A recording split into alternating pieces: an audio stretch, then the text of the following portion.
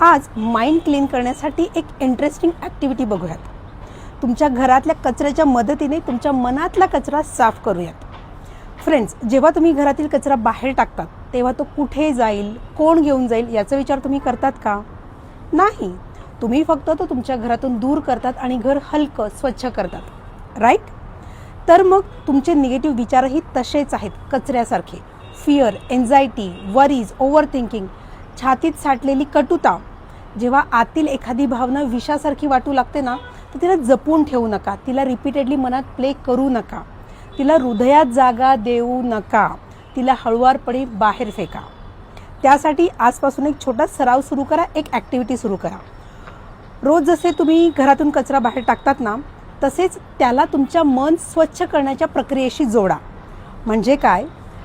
घरातील कचरा बाहेर टाकताना स्वतःला एक वाक्य सांगा. आज मी माझ्या मनातील एक निगेटिव्ह थॉट, एक भीती किंवा एक ताण या कचऱ्यासोबत सोडत आहे, बाहेर फेकत आहे.